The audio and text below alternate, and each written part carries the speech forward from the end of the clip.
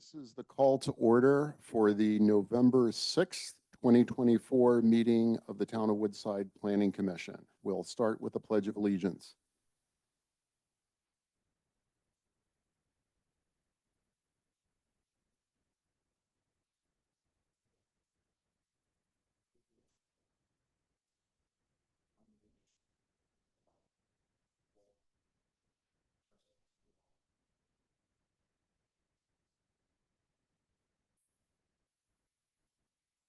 We'll take the roll, please. Chair Weaver, Present. Vice Chair Gar, Commissioner Apfel, Present. Commissioner Gonerko, Commissioner Tauber. Present. Are there any changes to the agenda as published? There are no changes to the agenda. However, you do have desk items related to the ADU ordinance, and those will be mentioned during the presentation. Now is the time for public comments on items that are of interest to the Town of Woodside and its Planning Commission, which are not on tonight's agenda. The public comment period will be 3 minutes per person, 5 people maximum. If there are more than 5 people that want to speak on items not on tonight's agenda, you will be shifted to the end of the meeting. I suspect that will not be the case tonight. So is there anyone that wishes to speak on an item not on tonight's agenda? Is there anyone on Zoom? There are no raised hands on Zoom. Okay, we will close the public comment period and move on to the, I believe, the consent calendar.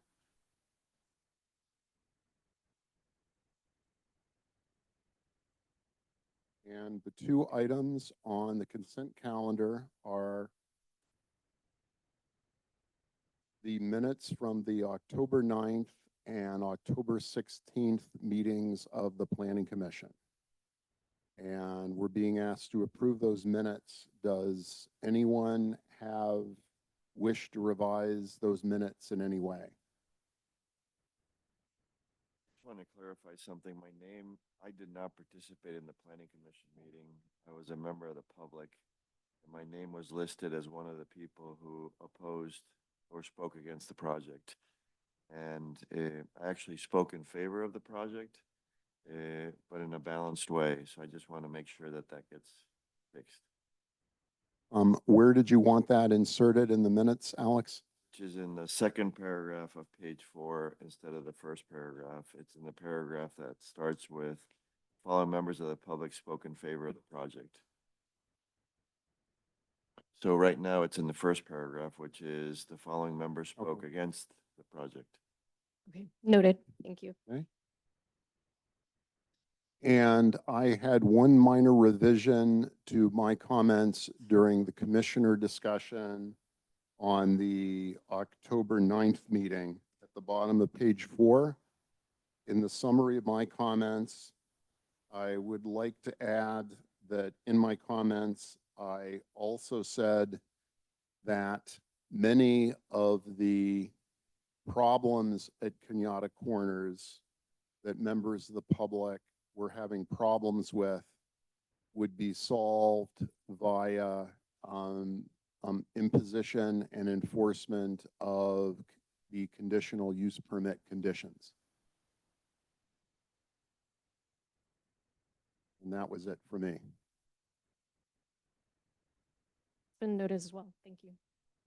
So with those 2 revisions to the minutes of October 9th, do I have a motion to approve the items on the consent calendar? Motion to approve. Is there a second? Chair Weaver, Yes. Vice Chair Gar, Yes. Commissioner Apfel, Yes. Commissioner Gonerko, and Commissioner Tauber. Yes. Okay, with that, we will move on to the first item on our agenda, which is a set of resolutions and recommendations related to housing element and removing barriers to the construction of ADUs within the town of Woodside. And I think, Sage, you're handling that? Yeah, I'll give a brief introduction and then Melanie will provide some more details. So just to very brief introduction and background, noting that the town recently adopted this Cycle 6 housing element. It outlines several programs to increase housing production and to allow for different types of housing. The programs are on different timelines. Two of the programs related to ADUs and one of the program related to the definition of emergency shelters have completed dates to be due by the end of 2024. The two ADU programs require that the town amend the zoning code to allow at least 4 ADUs on larger properties and to provide more flexibility for ADU construction by allowing these units and utilities for ADUs, including septic, be located on slopes greater than 35%, if infeasible, to place elsewhere on the property. The last program that's being considered today it's a really simple one. It's to revise the town's definition of emergency shelters to be consistent with state law. So with that, Associate Planner Melanie Olson will provide some brief details of the proposed ordinance changes.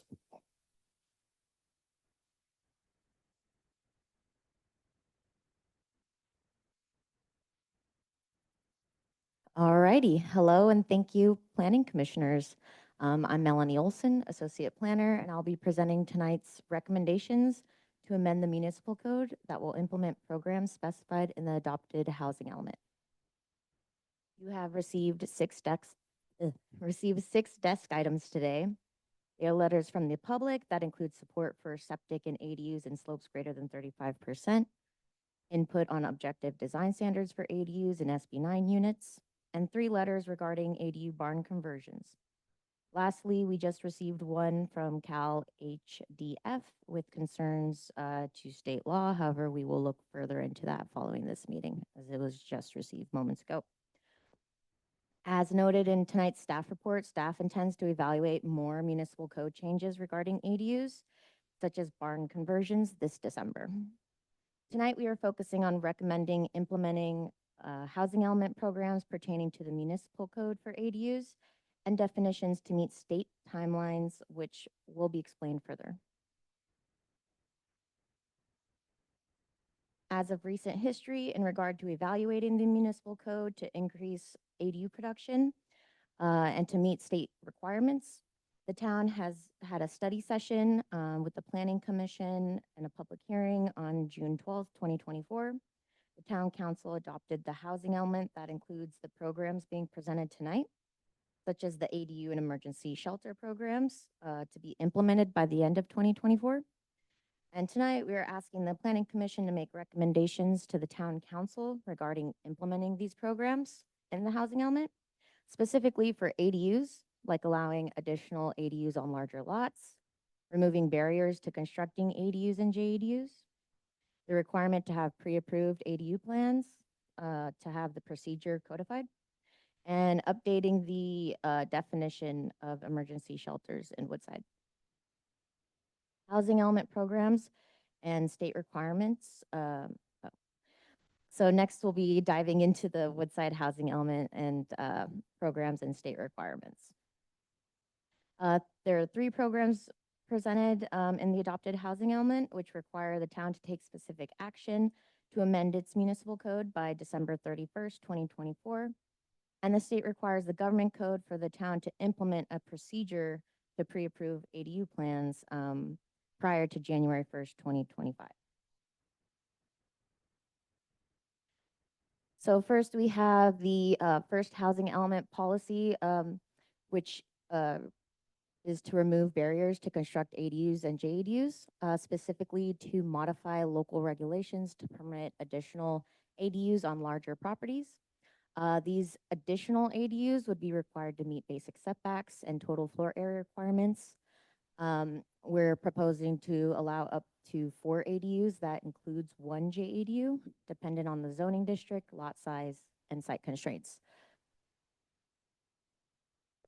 Secondly, to further remove barriers to constructing ADUs and JADUs, we're proposing to allow ADUs, ADU septic systems and associated utilities in slopes between 35% and 50%. Next, this is to update our definition for emergency shelters and parking standards. So this is to update the emergency shelter for people or businesses, or sorry, people experiencing crisis such as homelessness and domestic violence, for example. It would be permitted in the community commercial zone district, as it already is at this time.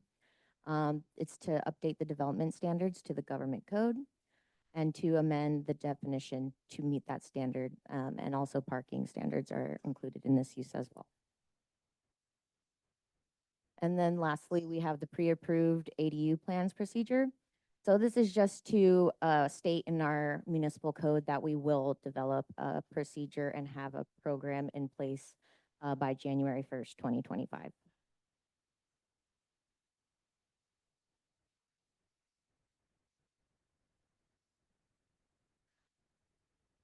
So we'll be going over the proposed amendments to the Woodside Municipal Code to implement these housing element programs and state requirements that are due by the end of the year. So the first one, this program is in regard to allowing the additional ADUs on larger lots. The program allows for more ADUs, which calls for the code to modify, or for the town to modify the zoning code to allow for at least 4 ADUs on lots exceeding 2 acres in size in the R1, RR, SP5, SCP5, 7.5, and SCP 10 zone districts, and on lots exceeding 1 acre in the SR zoning district. According to the program description, however, the town can maintain and enforce basic setbacks as previously described, as well as total floor area requirements for lots that qualify to have adequate water and sewer and septic capacity to serve the additional ADUs and comply with all building codes, fire prevention, and parking requirements. So next is kind of just a visual representation of what lots would be affected in town. So the ones highlighted in green kind of show what would properties in town that would be affected.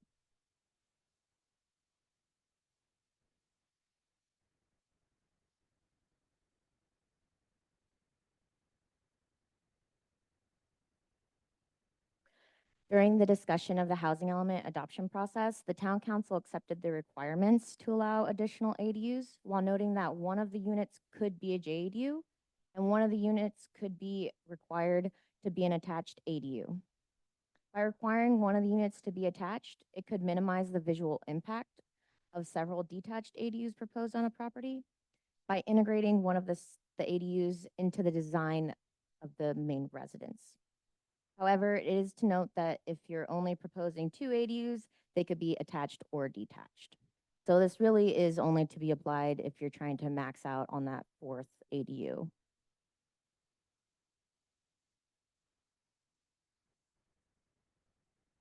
The housing element specifically indicates the town will consider allowing ADUs, ADU septic systems, utilities, and slopes greater than 35%, but less than 50% to align with San Mateo County Environmental Health.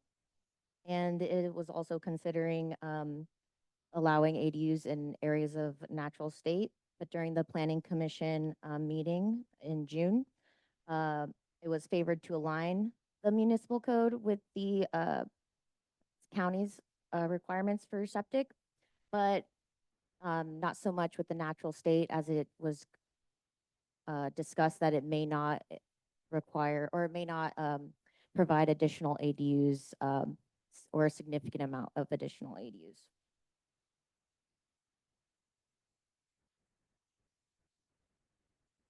More flexibility with septic systems for ADUs and placement of ADUs in the slopes greater than 35% would significantly, or could significantly help with the production of ADUs, since many lots in Woodside are steep sloped.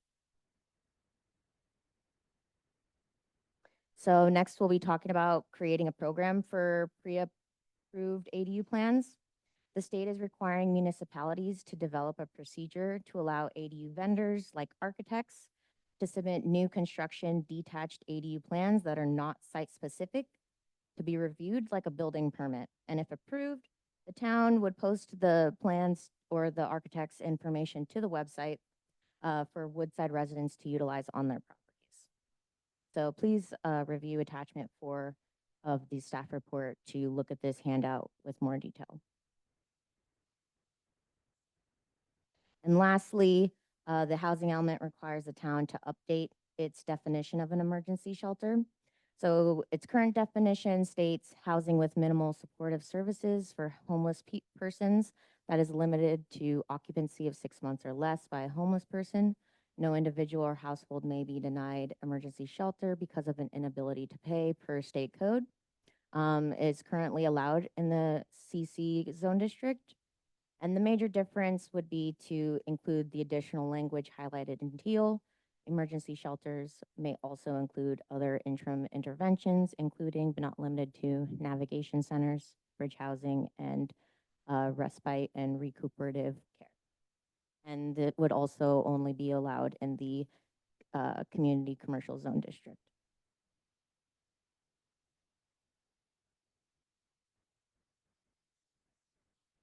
That concludes my presentation. Please let me know if you have any questions. Thank you. Okay, I guess we'll start at the alphabetical end of the table and ask Matt to lead off. Hi, I have one question, and forgive me if I missed it when I was reading through the code. It's specifically about the pre-approval section. As drafted, is there like a checklist of features that that the applicant would have to go through that then is automatically approved? Is that what we're saying? Or is that what the code is saying? So yes, the town will be developing a checklist. It is essentially similar to a building permit plan check. So we're working with the building department to identify what is immediately necessary for approval or this kind of pre-approval. And so we're not codifying these things because they might need to change over time. And so we will have a detailed checklist that the applicant would follow. They would submit it, it get reviewed. If there's comments, they could respond. Once everything is complete, it would essentially provide that pre-approval. Thanks. You answered my second question, which was operationally, is it self-reporting or is it still, are we still looking at those applications? Yes, we would definitely be reviewing those. Thanks. No further questions. Mr. Gar. Thanks. I'm kind of digesting the LHDF report as well, and I realized that was just received, and they seem to make a lot of claims around the proposed ordinance, so to speak, to not be compliant with state law. I'm just curious, can you talk a little bit about, is there a town of Woodside perspective on that? Was this reviewed, against state law? Do we feel like that's been done already? I'm just trying to figure out how to interpret that and how seriously to take it. A number of the things they've raised actually are in our existing ordinance and aren't, most of them actually are just for our existing ordinance as opposed to what's being considered tonight. We will review it closer, definitely before it goes to town council, and we'll be able to respond more clearly at that time. The comparison seems to be against the previous code rather than. That's correct. The stuff we already have in place. And, as we developed that code, we looked at it carefully to be consistent with state law. Okay, thank you. That's my big one.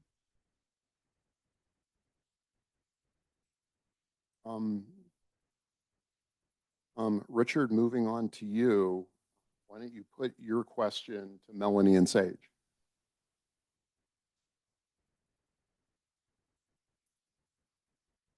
Do you mind making sure the microphone's on and speaking into it, please? Are we going to be going over the proposed questions for commissioners to discuss as far as heights and slopes and number of ADUs per lots? Are we going to be doing that? So today we're looking at the number of ADUs per lots per the housing element program. Right. And we are looking at allowing the ADUs to be developed on slopes in excess of 35%. So we're going to be going over in detail those different categories. Yeah, those are the items that were provided in the staff report Sure. and in the proposed ordinance. And so that we're really focusing on those items, given the timeline Mhm. set by the housing element. And we are actually very committed to coming back to the Planning Commission in December to go over other items related to ADUs. Some of them raised in some desk items that you received for the project, such as conversions of barns, looking at height requirements. And we are very committed to bringing that back immediately to the. So that is on today's agenda. That is not on today's agenda. That is not on We are today. just focusing on the program that says we need to allow the 4 ADUs. And so we're making sure that that's in place. And should the town want to expand on that in the future, it could. But we're really just focused on these priority items. So I'll reserve my comments when we discuss those things. Thank you.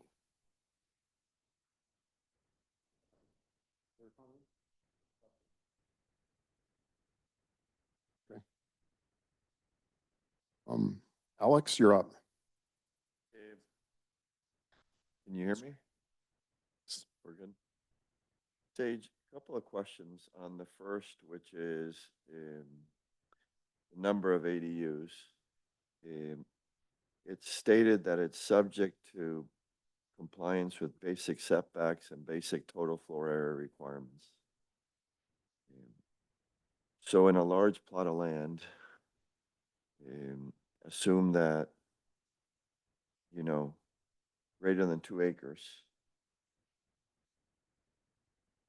the number of ADUs can now go up to 4. But before and after this, the floor plate area stays the same. Yes, so this ordinance would not increase anyone's total floor area allowed that's currently allowed on the property. And so, just for example, if a property is allowed 10,000 square feet of floor area, it would still be allowed 10,000 square feet of floor area. They could just choose to use that for the additional ADU maybe opposed to something like a pool house that doesn't have a kitchen or some other home office building that doesn't have all the facilities for an ADU. So there would be no increase in the amount of square footage one could have on the property.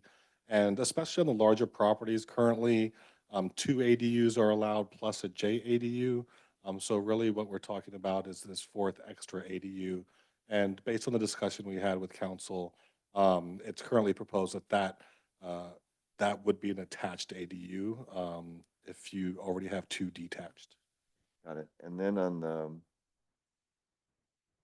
the slope requirement, increasing it to 35 to 50%. If all we're doing by doing that is bringing the town requirements to align with the county, is that correct? Primarily, so the local regulation, so just the Woodside regulation, is that development shall not occur on natural slopes in excess of 35%. And what this ordinance would do, it would allow septic systems for ADUs to go into those areas. And the county regulation for septic would not allow these systems to be on slopes greater than 50%. So that's why there's that threshold being maintained. So this local regulation is being proposed for modification. It would allow for the utilities as well as the ADU itself to go into the steep slopes if there wasn't another place to put it on the property. Someone wanted a variance on septic, they would have to get a variance from the county, right? Depending on what they're asking for, so if they're looking for any exceptions to the county standards, they do need to talk to the county. I'm not sure how flexible the standards are at the county. In terms of a variance, they currently, if someone wanted to do a septic system on slopes in excess of 35%, but below 50%, they may be meeting county standards, but under the town, they would need a variance. And this would remove that requirement.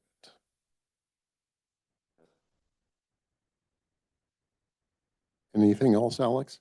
No,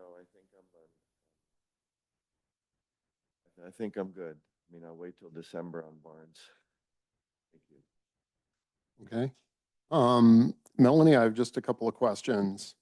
Did the number 4 come from HCD? Or was that negotiated with HCD? Or did that come out of council and deliberation? So the number 4 was actually early on in the housing element.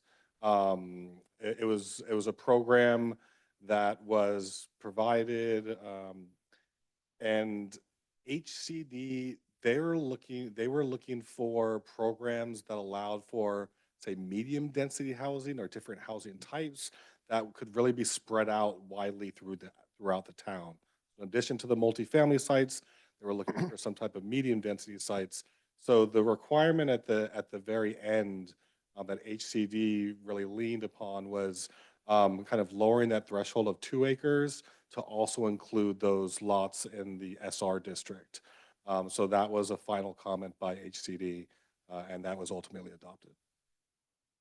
And as you pointed out previously, we're moving, particularly for the larger properties, from two detached ADUs plus a JADU to 2 detached, 1 attached, and 1 JADU then. Yes, and you could have more than 1 attached if you wanted. You do have that flexibility, but yes, it would be, you could have 1 or 2 detached or attached, 1 JADU, and now if this 4th one, you have 2 detached, you'd make it attached to the main residence. Okay. And so my other question is related to septic, in that the change to the code seems to be specifically referring to septic systems to serve ADUs. You would still have a requirement that the main residence septic system has got to be on a slope of 35% or less? That's correct. So the program specifically speaks to ADU production, and so that's what we're focusing on today. The town council may want to look at us expanding that to main residences in the future. I would be supportive of that. And I mean, particularly from the standpoint of, we may have lots in town that have been undevelopable for the entire history of the town, because there is no site with a slope less than 35%. And those sites might become developable for at least a modest home if you could expand that flexibility to go up the slopes of 50%. That doesn't necessarily mean that we should go all the way and let someone develop an 11,000 square foot main residence where the entire septic system is on a slope like that, but at least making such sites developable for a modest home would seemingly be useful. That makes sense. And currently, if someone did have that situation where they could not put a septic system and anywhere else, it would be a good candidate for a variance. But hearing the comments, it's definitely something that I think the town council will be considering in the future. Oh, please. I just want to make sure I understand, Lyle, what you're saying. So the 35 to 50 is for ADUs here. What you're saying is, ADUs aside, you would be supportive of extending that 35 to 50 to main residences for lots that are currently undevelopable because of the slope. But when you talked about modest, I mean, assume that a lot has a 10,000 square foot floor plate. So what you're saying by modest is you would be supportive of 35 to 50, but when you say modest, you mean that if the whole lot is on that slope, you would not expect a 10,000 square foot house to be built in that lot. Considering that train of thought is not fully thought out on my part, I think you've adequately captured my fully not thought out train of thought. Okay, so it would be like, let's extend it to the main residency, but we're going to have to constrain the floor plate so that it's developable, but am I thinking about I that mean, right? one aspect of our housing element is the town is trying to identify undeveloped, single-family lots in town that could potentially be built upon. Yeah. And anecdotally, and just looking around, it is my suspicion that a number of those are not developable because under the current code, you can't get a septic system in there. And I think that the town could allow potentially more flexibility for someone building what in most of California or most of America would be a normal family home, which is like, I mean, 2,500, 3,000 square feet, something like that, a modest home for a family, versus someone trying to build an 11,000 square foot dream home. You know, yes, yes. And so you understand it to the extent that it is thought out, which is not fully at this point. Okay, all right. Yes, yes.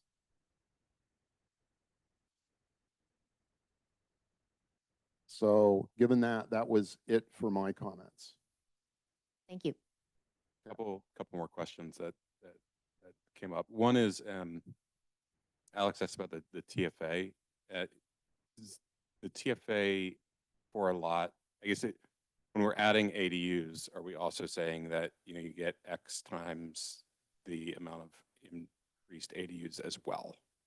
Well, It's still capped at the, you wouldn't be increasing your total floor area. The ADUs would be incorporated in what's already allowed in terms of total floor area. Is that your, am I? it is my question. So there's actually kind of a statement in there as well, which is like typically, at least in, you know, say R1, you're entitled to an 800 square foot ADU by state law. Correct. Right, which like that clearly like makes it easier to build ADUs. And so if the answer to my question is that there's no change to TFA, that seems like a big sort of, not to sound overly negative, but a flaw in the plan, right? Which is to say, if we're saying you can have 4 ADUs, but you know maybe you're maxed out on TFA, then we're working against our goal of increasing the ability to produce more ADUs. So that would be something that we can talk about it more in commissioner discussion, but that could be a concern that if someone's maxed out with a large home, we say they can have 4 ADUs, but then they're maxed out. We haven't helped our case of building additional housing. We could look at it that way. Also, with the R1 example, should clarify that all properties in Woodside do get that 800 square foot exclusion for 1 ADU. So that's built in already. And we are talking about larger lots. So these lots are, you know, on the smallest side, even in the SR district, are allowed around 7,000 to 8,000 square feet. So most properties are not maxed out, or they may have some other accessory structure that is not, doesn't have all the facilities for an ADU. So now they could convert that to the additional ADU. But these are generally for much larger properties that do have very high TFA allowances. So it probably would not be a significant barrier to most to be able to add that without increasing the TFA. At this time, you know, focusing on making sure we can allow more ADUs in a timely fashion, that's where it's been presented. Okay. The other question I had is looking at the chart of the sort of greater, so table L1, which has lot size in acres greater than equal to 2, has a area between 1 and 2, and then greater than 1 in SR.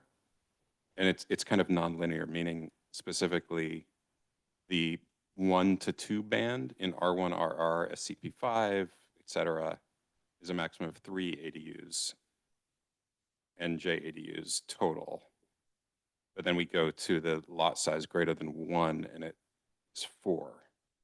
So what I'm kind of confused about is, what was the logic in having more ADUs for a lot of greater than 1 versus that 1 to 2 band that can have a maximum of 3? Oh, it's okay. So I think you're looking at the, It's table L1 on sure, page yeah. 5. So the second row Yeah. has a maximum of 3. Correct. So that's what's allowed now. And so we reorganized it, but when you're over an acre, you're allowed to have the 2 ADUs and a JADU.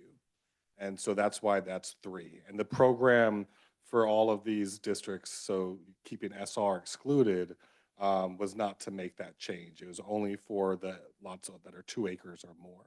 I'm sorry, so there's 2 table L1s, Yeah, right? Page so- 4, I thought page 4 was existing and 5 Correct. proposed. So 4 is existing, and so and I should clarify that between the 1 and 2 acres now, there's the 1 to 1.5 acres, and that currently says you have to have 1 attached and 1 detached, and we just got rid of the need to have 1 attached and 1 detached. You could have them either way you want, both detached or both attached. And it's also further clarifying just under the state law that you still have to allow the JADU, which our current L1 doesn't do that. So we've just cleaned that up. Okay. So if this is the proposed go forward, though, it still says 3 maximum for 1 to 2 if it's in certain zoning districts, whereas it's 4 in other zoning districts. The only other zoning district where it's 4 and that smaller size is the SR district. And Yeah. that's because that was specifically called out with the need for HCD to further expand this program. They asked us about how many lots were affected, and it was less than 50% before the SR. Yeah. And then we tried to explain the reasons why, although it was still a large percentage of lots, and they wanted to expand that program. And so they specifically looked at the SR district to expand that. So no more questions on that. I think one of the points for commissioner discussion would be, do we want to look at that maybe differently? Actually, I have one more follow-up question if I could. So, based on some of the things that Matt was asking about. I just want to get it on the record. Can we clarify what the purpose of this exercise is? Is the purpose for us to put guidelines and code into effect to enable more ADUs? And/or are there targets that we're supposed to hit? Can you I just want to get it on the record as to what the consequences and the goals are. Sure. So the goals of the program specifically to add more ADUs is to do just that, is to just allow more ADUs on the property on larger properties. And are there consequences for us as a town if that doesn't happen, as long as we're in compliance with this law? I don't know the exact consequences. The town has to report every year on the progress we are making on our housing element programs and sticking to those timelines. So as we report next year, if we have not done this, HCD possibly could ask us to revise our housing element to some degree, but that would probably be worst case scenario. Speculative. Okay, thank you. Can I follow up on that point? And I'm not have a question, but just on Matt's comment, Sage, my interpretation from his previous conversations is there's a minimum of 9 ADUs a year we're responsible for. The town actually has done a great job, and we're running like at 14 a year.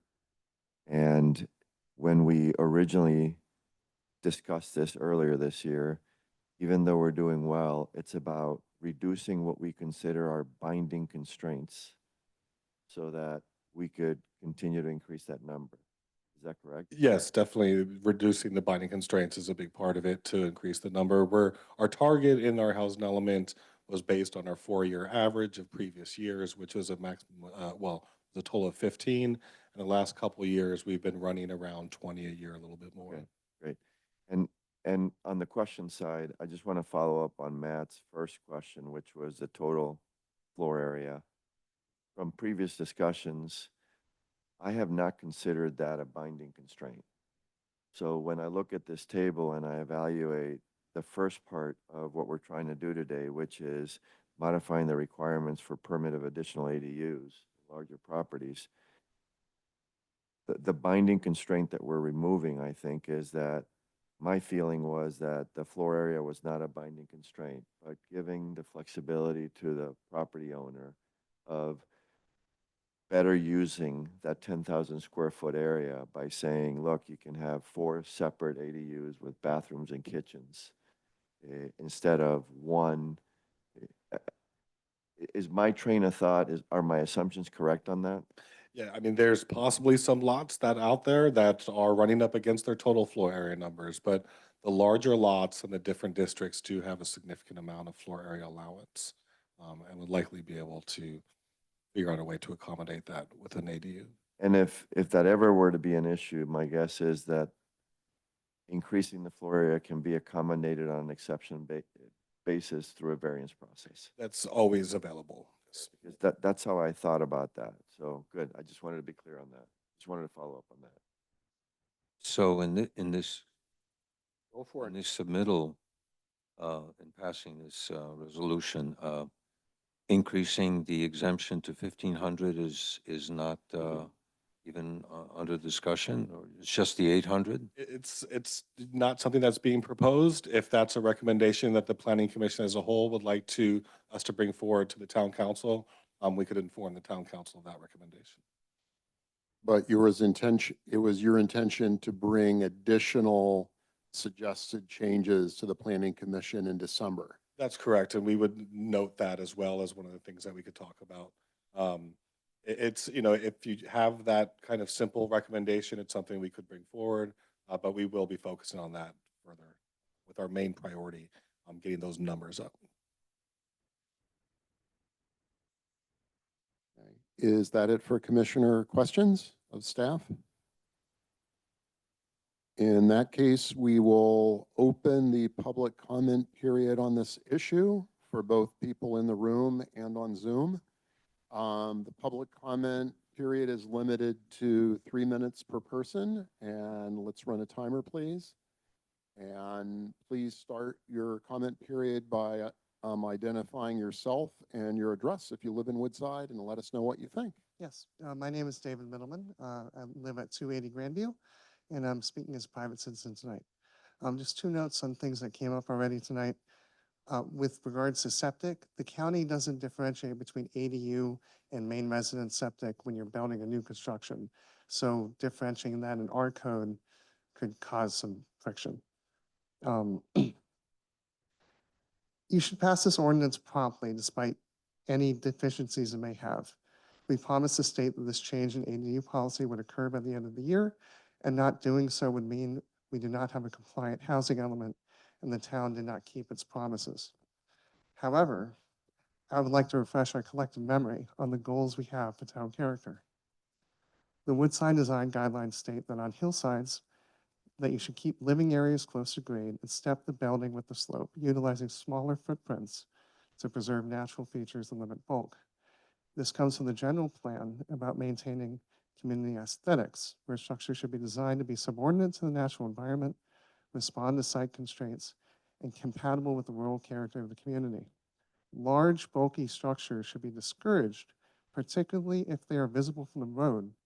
All building design should conform to the topography and scale of the land and should not be silhouetted against the skyline as viewed by the town or state scenic road.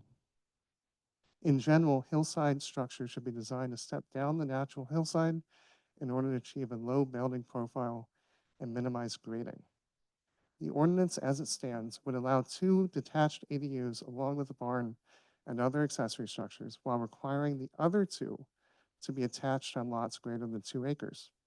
This policy is directly at odds with the general plan and the design guidelines. Ideally, a large hillside parcel would be utilized fully, comprised of many smaller structures that follow the topography of the site. However, this change would potentially require 2,000 square feet to be added to the main dwelling. I encourage you to pass this ordinance. However, in the same breath, I would request that you direct staff to look at modifying this policy to allow the ADUs to be either attached or detached quickly for hillside lots when the site's topography would benefit from a distinctly different approach. Thank you very much. Thank you, Dave. Do we have anyone online that wants to speak on this? We have one raised hand, Joanne. Let's take her.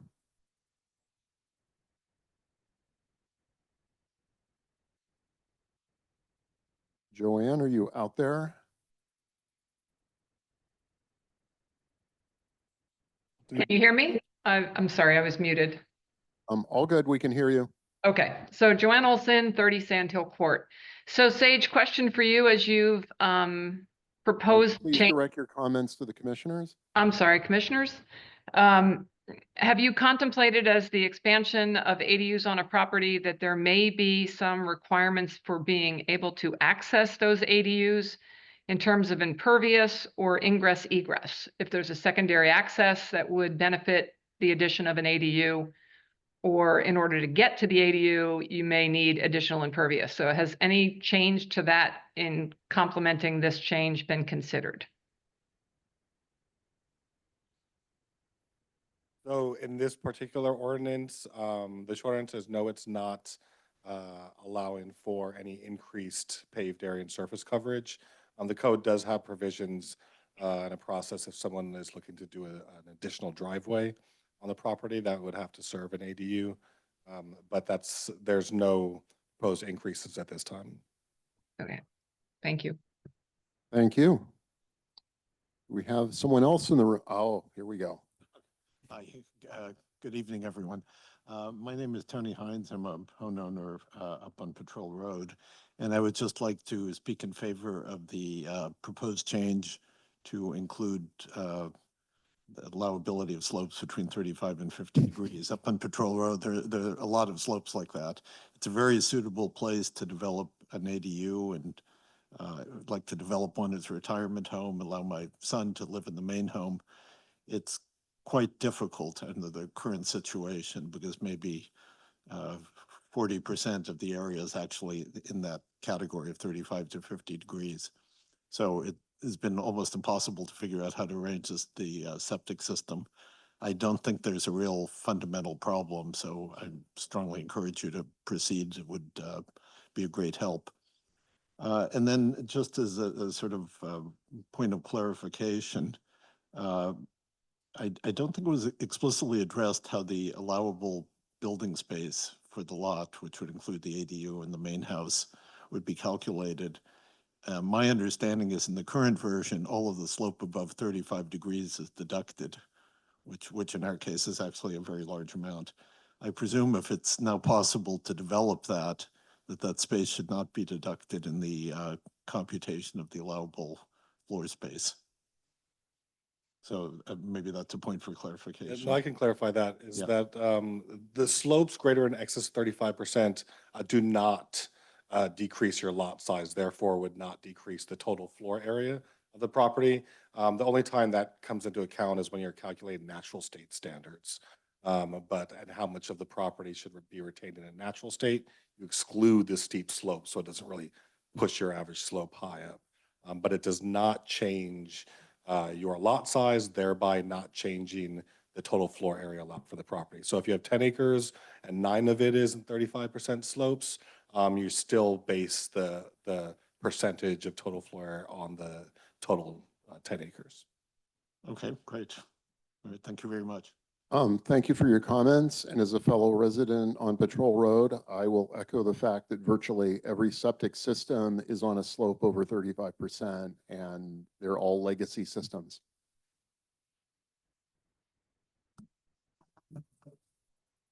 The red lever will let you move that up and down. There you go. Thank you. Now we've made it more complicated. Okay. Thank you.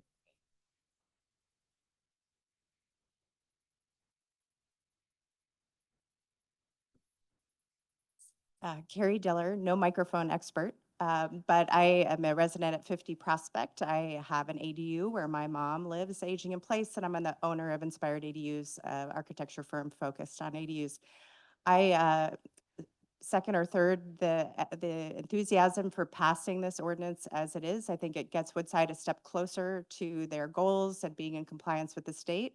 I think there are a lot of other factors that could be continually improved in the December session. I'll keep my barn comments to my letter, but one of the things that came up tonight is often with septic, we're either expanding an existing main house system to accommodate the ADU or putting in a new ADU-specific septic system.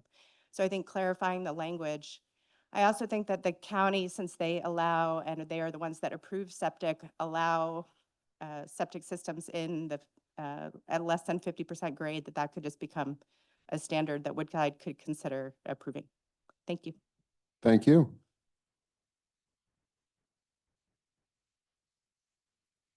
Is there anyone else in the room that would like to speak? Is there anyone else online that would like to speak? There are no raised hands. Given no raised hands, either live or on Zoom, I will close the public comment period and we can begin commissioner discussion. We'll start with the beginning of the alphabet. So Matt, lead off. I actually have no comments. So a few things. So first, I sort of echo the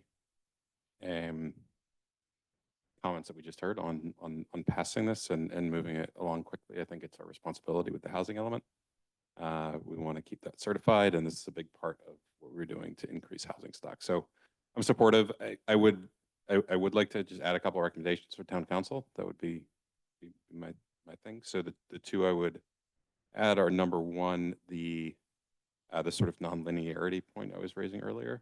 I would recommend that we look at that 1 to 2 zone and just bump that up to 4, given that you can have it on a 1 acre lot. So it seems to make sense to have 4 on the 1 to 2 area. So that would be my first one. And the second, this doesn't have to be part of the ordinance, but I do think looking at the TFA and potentially considering, you know, a quota times the number of ADUs would be worth looking at. You know, everyone gets their 800 by state law. It would seem reasonable to me to say, if you can build up to 4, that, you know, there's a additional, you know, call it 3 times 800, you know, 2,400. That would just remove additional potential binding constraints, knowing that it's not true everywhere, but our goal is to increase housing. If there's a maxed out lot on TFA, it would seem to make sense to also enable those homeowners to avail themselves of the increased limits that we are considering. That's it. Richard? I am in favor of changing the ordinance as submitted. You made a valid comment about the exempting the additional ADUs from the total floor area of the property. I don't have the statistics as far as how many properties would be benefit by that, and anything that will allow smaller dwellings as opposed to 3-story apartment buildings is my cup of tea. So those are my comments. Alex?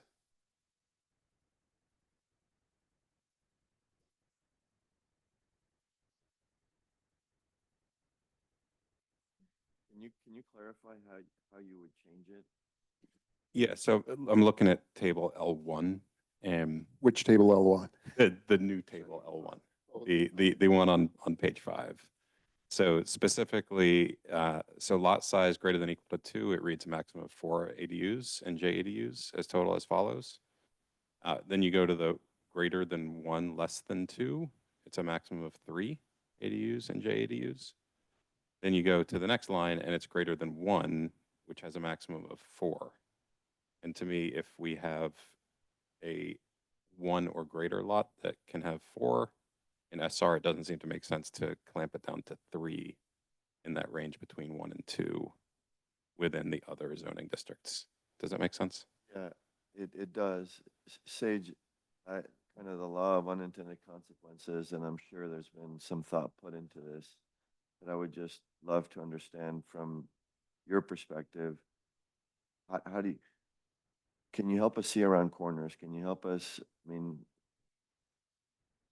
I don't see significant issues with that change. I mean, it would be as significant as an issue, you know, for the other lots in the SR district that can, would be allowed given this program. So, I don't think there would be anything different in allowing it, say, an RR district that's 1 acre versus an SR district that's 1 acre. So Sage, is an SR district considered to be a more intensively or densely developed district as opposed to, say, an R district of the same acreage?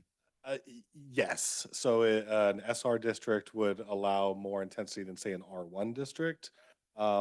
Whereas in a RR district, you might be allowed more floor area, but it just depends on the lot size itself. So it's, we're talking about lot size, and, lots will have constraints, and those constrained lots will still have to work with those, specifically those that are to health and safety standards. But when you hear Matt's suggestion of increasing the 1 to 2, 4, the difference, his argument's predicated on the fact that less than 1 is 4, but that's only for SR, and 1 to 2 is not only SR, but it includes other, or it includes other zoning districts. And I just want to make sure that if we do it for consistency, we're considering that it is applicable to those other zoning districts. I just don't want to create a mess here. Yes, no, we're very clear on what's being asked. Okay, good. And then, Sage, before my comments, the last speaker, she mentioned that we needed to clarify the language on the septics because there was a difference between an extension of an existing versus separating, having different septics for the ADUs. And I just want to make sure that we consider the point that she made. Is there some clarification that we could insert there to address her point? Yes, it's possible there could be some clarification.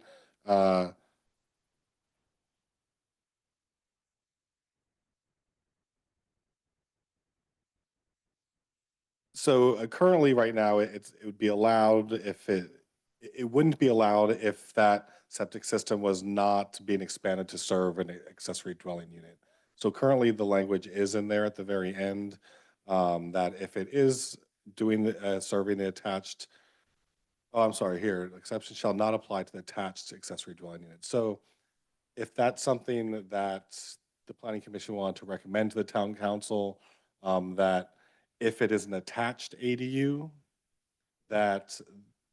and there's a need to expand the main residence septic system into slopes greater than 35%, that could be modified. Got it.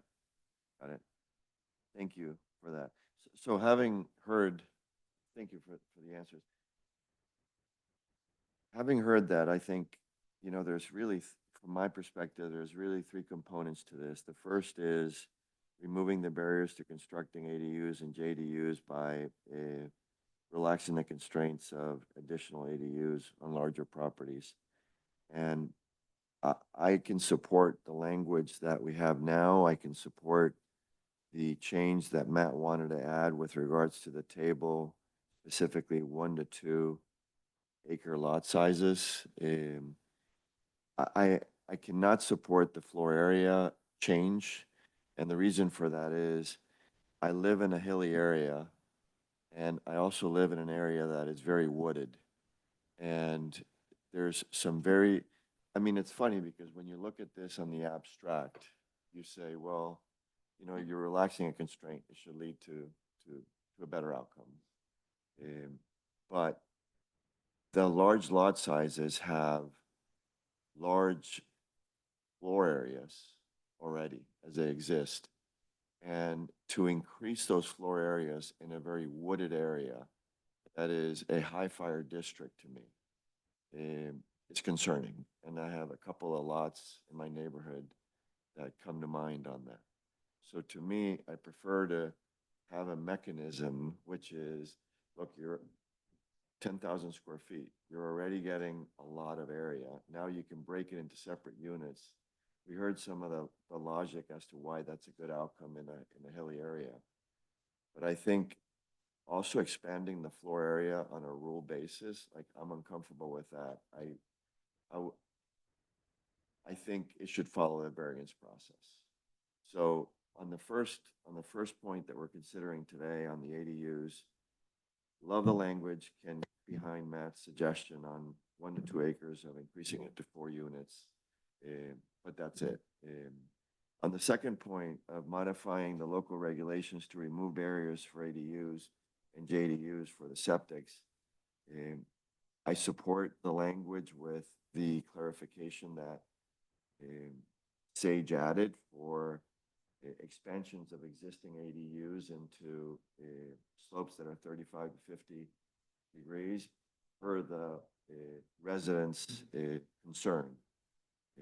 And on the third dimension of what we're considering today, which is coordinating with agencies, provide emergency shelters, and update the definitions, the standards. I have no changes, no additions. I'm good with it. Thank you.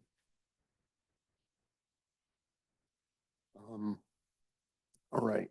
If the other commissioners have spoken, I'm sort of with Alex and Richard on the issue of tweaking the language for the septic system exemptions to allow attached ADUs to be able to expand into a higher slope area as part of the main residence if they're attached.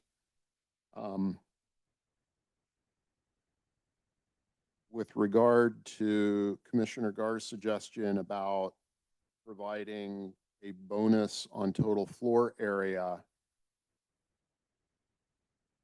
I am not in favor of that, with the theory that on a lot of these large lots, if you're already maxed out on total floor area, it's probably a high-end property where you've had a very good architect, a very good landscaper, and you sort of take, I mean, we've seen applications where people take advantage of, they go right up to the limit, and I don't blame them for that.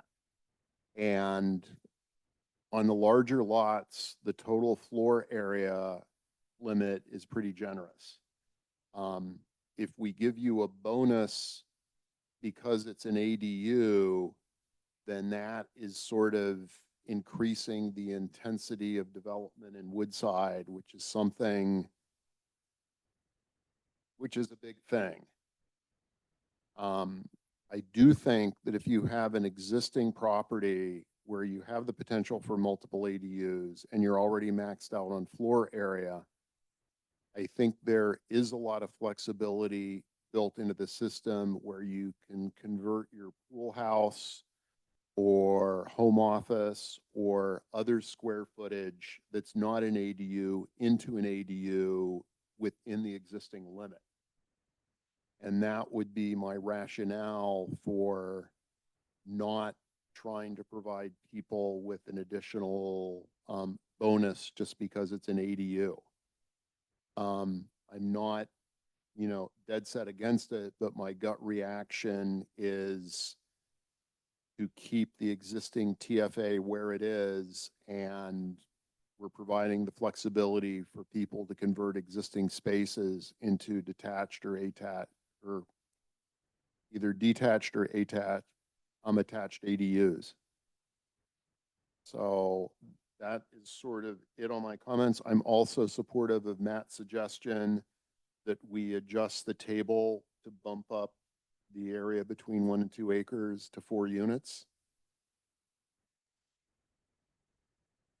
And that is it for my comments. We have 2 other cases. Can I try to make a motion?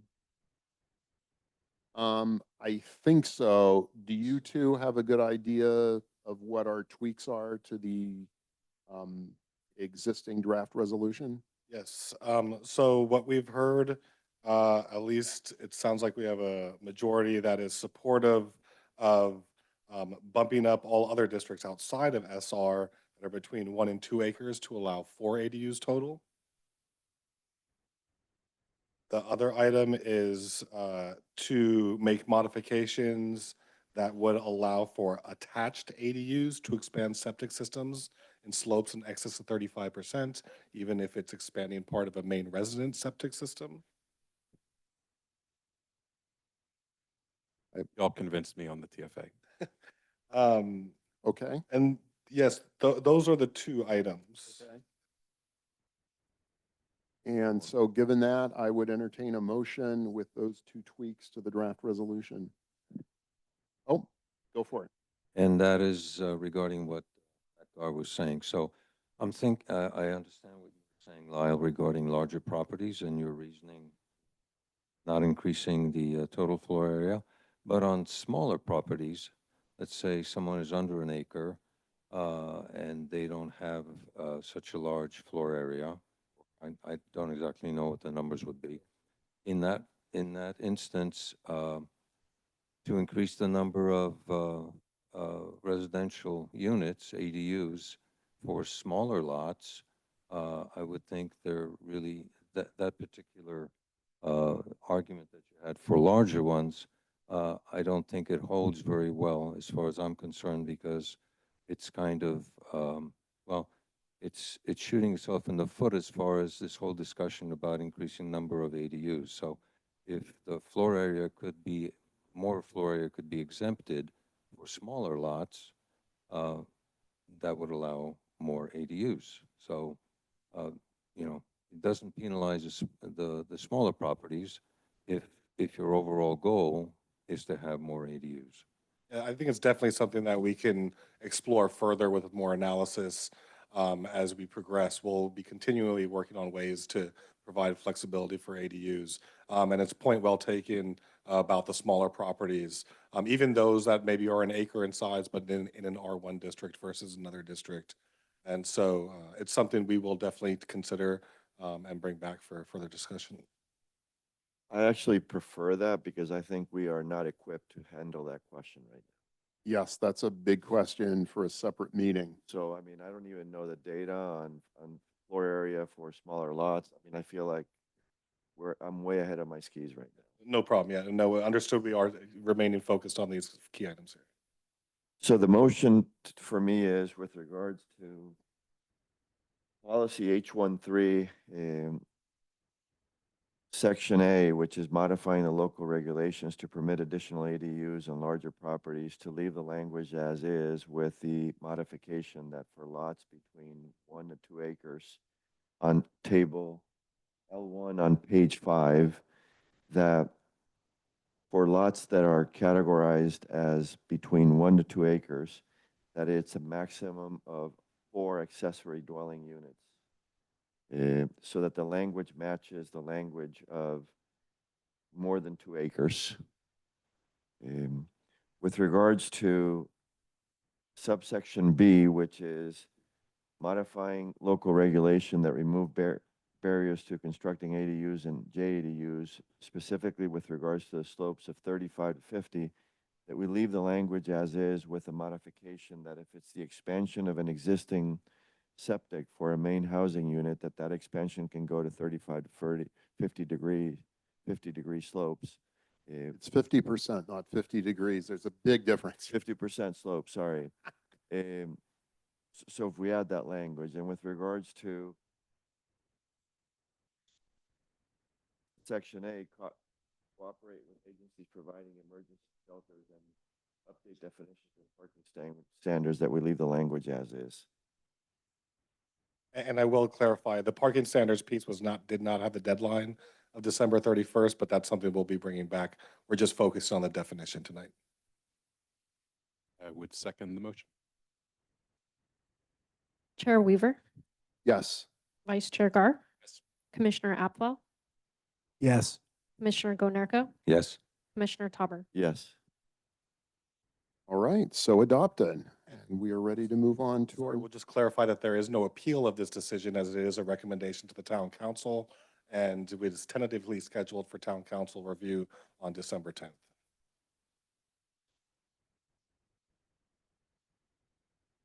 we will consider the next item on the agenda, which is an application at 300 Family Farm Road for a barn and ADU and some exceptions and variances associated with that.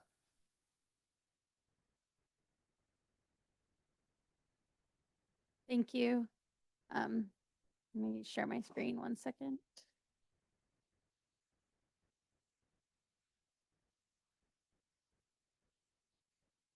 Okay, so I will be introducing the project at 300 Family Farm Road. So the project includes a proposal to construct a horse barn that includes an ADU, as well as paddocks, fencing, and turnout areas for the barn. The project also includes a second driveway onto the property, which requires a second driveway exception, as well as an exception to the maximum paved area for equestrian uses. The property is currently developed with a main residence, swimming pool, and accessory structures. The property is approximately 6.5 acres in the SCP-5 zoning district. So the project includes a new horse barn in the southern portion of the property here. Kind of zoom in for you a little bit. So that's, here's the proposed barn. The existing structures are in this like northern part of the property. It will be located in an area that is pretty open and relatively flat.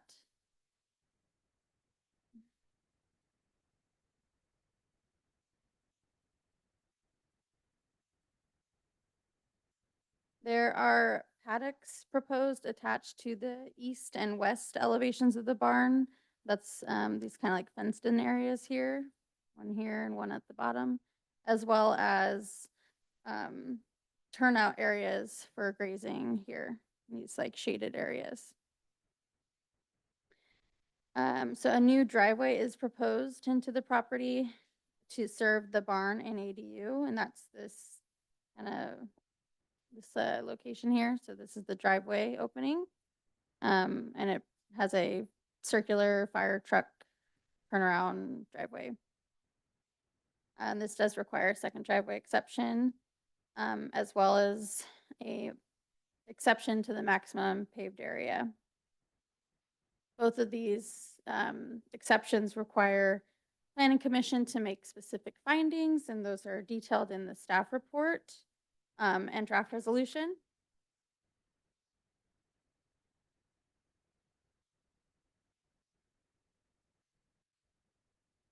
So the barn is consistent with the typical barn vernacular with vertical wood, board, and batten siding, metal clad windows and doors, and standing seam metal roof. The project was reviewed by the ASRB and the Livestock and Equine Heritage Committee for both the conceptual and formal design review. And the Livestock Committee made recommendations throughout the design review process that the applicant incorporated into their formal design review.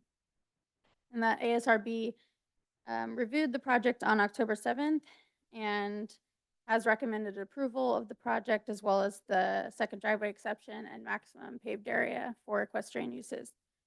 So that concludes my presentation, and I'm happy to answer any questions. Thank you.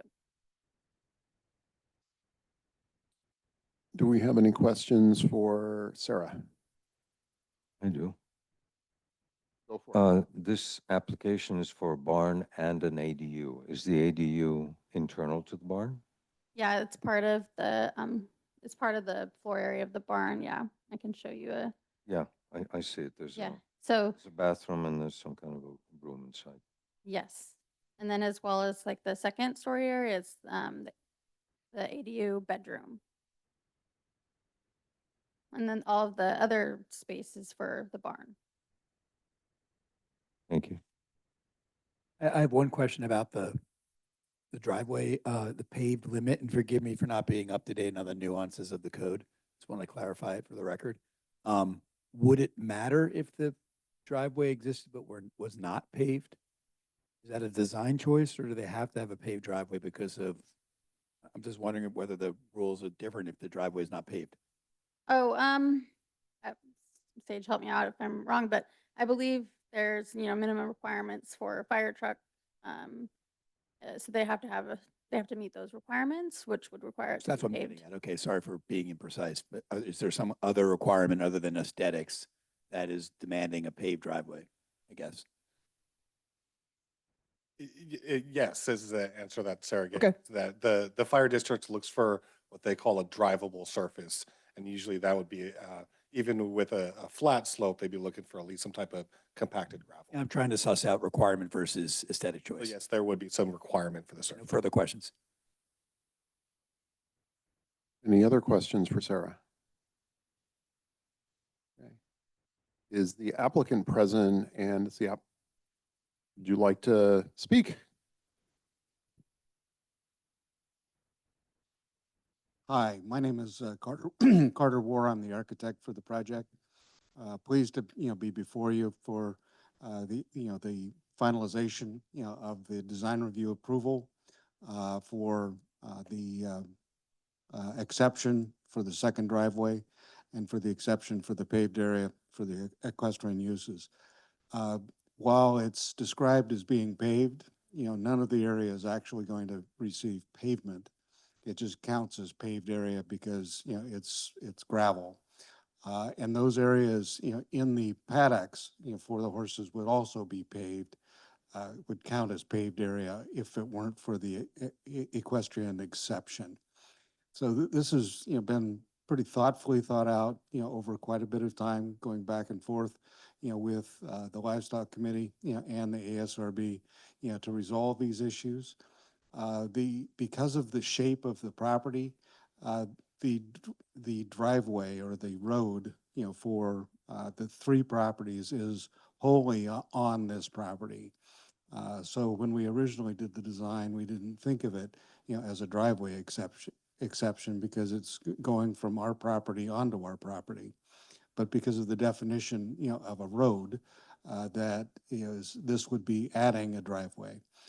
We think it's a very reasonable, rational approach, and we want to help support Woodside in the pursuit, and support of equestrian properties.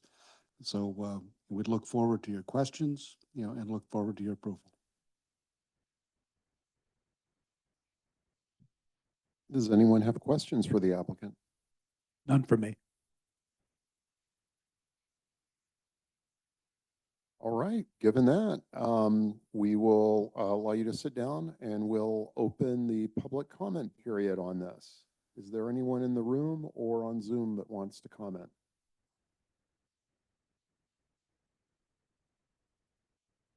There are no raised hands on Zoom.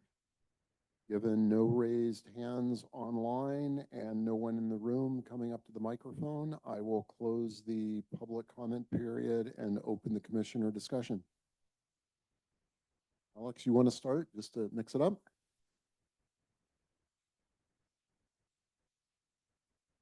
I actually don't have. I'm fine with this as is. I'm fine with granting the second driveway exception. I'm fine with driving or granting the exception for max pave area and surface coverage for equestrian uses. On the second driveway exception, I mean, it's clear that the alternative, which is extending the existing driveway, would be a lot more detrimental to the environment and just the whole look and feel of the property. So I think there's 4 tests specific for this, but I think they're met and it's a no-brainer. On the second exception, there's 4 tests also, but I'm fine with this. I think we should approve it. Richard? Yes, I'm also in favor of approval. Took a look at the property. It's a large property. The driveway would be located very close to the barn. It's a very long property, so one driveway is not close to the other driveway. It's actually on the other side of the whole length. So I don't have any objections to the way it's designed. Thank you.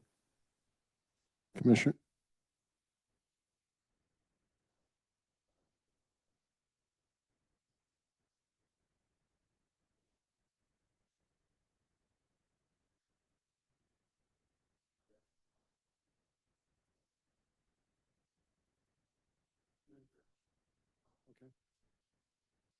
Commissioner Gar?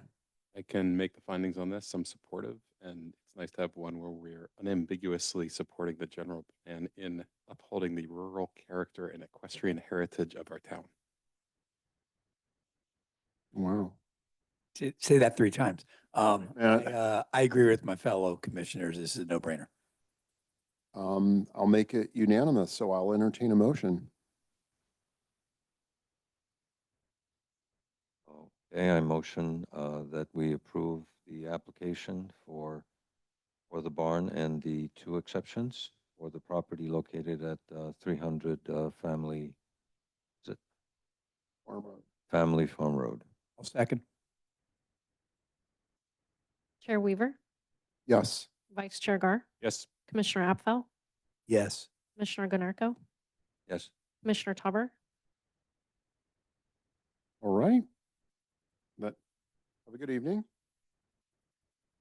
Move to the final item on our agenda for tonight, which is an application for a setback exemption for 35 Skywood Way. That will be handled by Diego. Is he online? Keiko. Oh, Kego. Yep, sorry.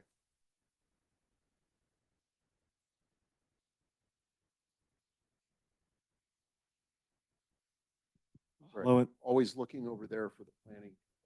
You guys being you have us surrounded.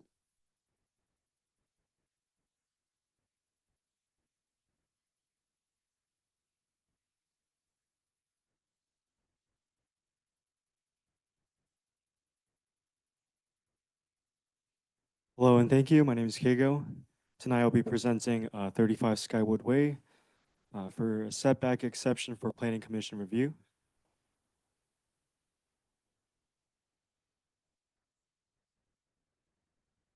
So the applicant proposes to partially encroach a main residence addition into the side setback. The proposed main residence addition would be within the minimum required 50-foot side setback, which requires Planning Commission approval of a setback exception. The proposed main residence addition encroaches approximately 9.25 feet into the required 50-foot side setback. So this is the property description here.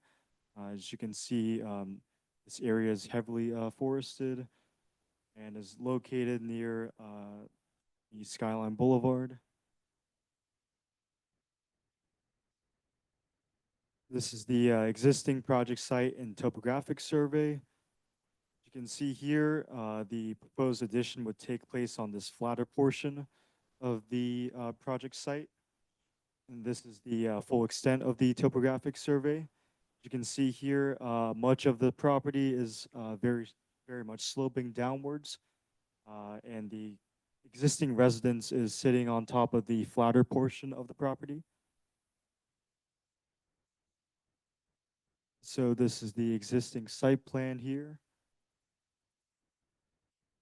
And the proposed site plan would partially encroach the addition into that minimum side setback by 9.25 feet. And in addition, with the main residence, the existing porch is to be enclosed for the front side, for the front entrance of the property, as well as for this wooden deck.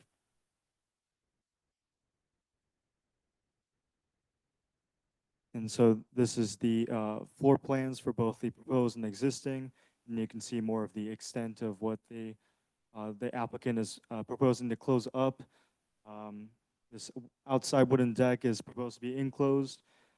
The front porch is to become more uniform and rectangular to match the rest of the building footprint. And the addition would take place on the second floor, which would be the ground floor for this upper portion of the property, since the slope goes upward to that portion of the site. And so this is the extent of that addition, main residence addition. And so the findings from the applicant For the setback exception includes following, includes if the addition were to be jogged to the north, it would compromise the overall design intent of the existing home. The proposed addition limits the glazing in the south, and there's high windows, so there won't be any expected privacy concerns. And because of the topography of the site, and for the desire of the development to take advantage of flatter portions of this lot, this addition is consistent with the spirit and intent of the general plan. And for planning findings, staff has provided recommending findings of approval, which include that the proposed addition will be on a relatively flat portion of an overall sloping site. The addition will be on a location distance from the neighboring properties and would maintain privacy to and from neighbors. And the proposed setback exception is consistent with the town Woodside General Plan, policy land use 1.3, which is regarding maintaining site and structure relationship and conformity. And so I have that referenced in this presentation slide here. That concludes my presentation. Staff is happy to answer any questions, and the applicant is also in attendance tonight. Thank you. Thank you. Do any of the commissioners have questions for Kago? Right. As the applicant, you are welcome to come up and speak if you so choose. You do not have to. All right, yeah, I'll just be very brief. So I put together several slides here, but good evening. My name is this? Yep. Okay. Does it get? Oh, it goes higher still. Good evening. My name is Marshall Schneider. I'm the architect working with the owners of 35 Skywood. And I just want to briefly walk you through sort of the overall design intent. And then if you have any questions about the specific findings, I can answer those. I think Kago did a pretty good job describing those. So from the very beginning of the design process, the owners and I both felt very strongly that the simplicity of this home was an important piece of its design aesthetic. I mean, it fits very nicely into the hillside. It steps up the hillside, thus kind of keeping its mass smaller on the site. And it's also just a very simple bar in form. And so we felt strongly that the addition should follow that, that same aesthetic. And so we extended the width of the addition to match the house and to move up the hillside and just be very simple mass on the site. It is on a portion of the site that is flat. And so it does not require any extra grading to get it to kind of fit into the aesthetic of both the lot and the house. That's kind of where we started with the design, and we would just like to keep the simplicity of the house intact with the addition. So that's all I have. If you have any questions about specific findings, I've got some more info if you need it, but thank you. Does anyone have questions for the applicant? None for me. One clarification. So this is built into the, you said it's a second story addition, right? Well, it's on grade as a Right. first story, but it is at So the it's back. considered a second, for the second existing story. It's adding on to the second existing story. It is the second story of the house, yes, but it is, it's a single story addition, Right, right, if that makes sense, yeah. right. Because it doesn't have much of a lower part because of the grade. So the grade takes up that. That's right, yes, yeah. It's basically like a split level house that kind of steps up the hillside. Yeah, you can see here in this elevation. And the screening, previous speaker that introduced the property, I'm sorry, I can't see your name. My vision is great. Kago. Thank you. Yep. So he mentioned that it's quite well screened. It's not a huge property, but it's quite well screened all around. Mhm. So, plus it's a very small road that, a private road that leads to it, right? Fairly Uh, Skywood? Skywood, I don't know if it's private or public. It's public. It's city-owned, but it's a smaller road. It Yes. services. Oh, it is. Oh, okay, all right. But the It's- screening is quite kind of robust around the property, so you really don't see that from the road.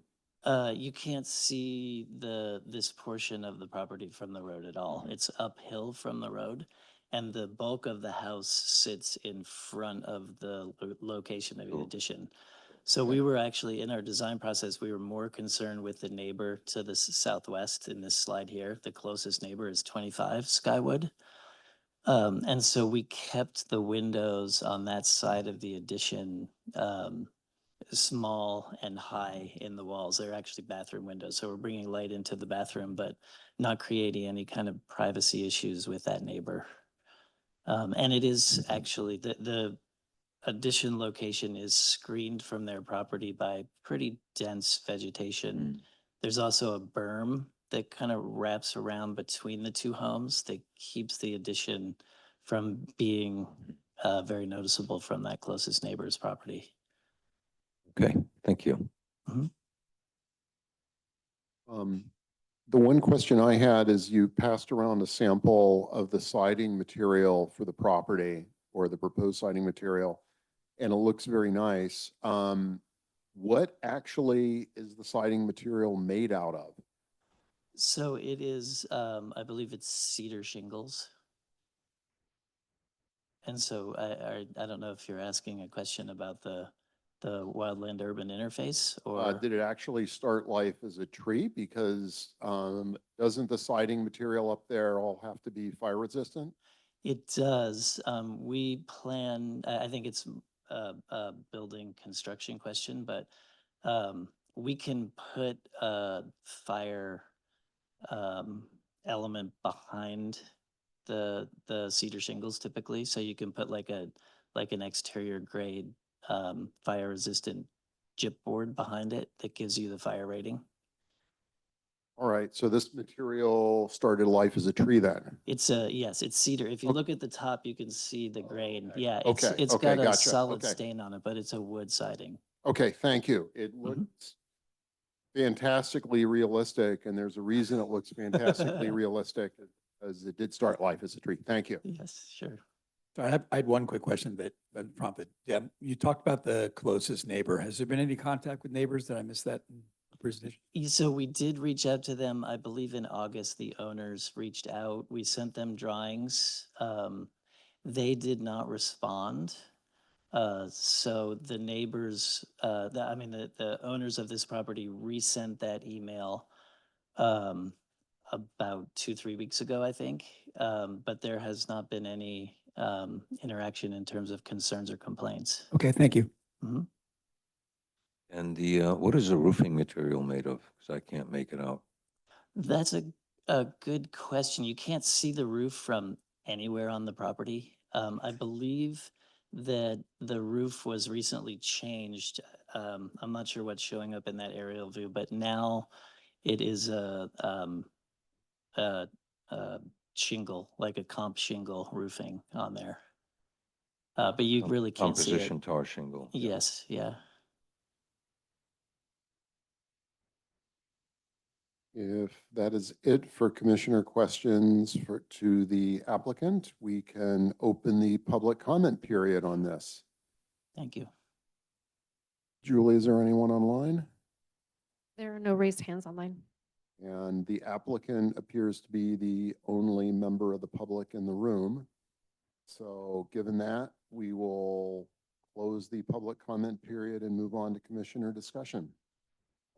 Alex? I live in this neighborhood, and my wife and I walk our dogs and walk by this house. It's very hard from the outside to see this because this is on the back of the property and it's a very wooded area.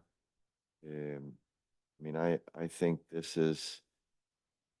this setback exception and the tests for granting the setback exceptions are met, and I'm in favor of it.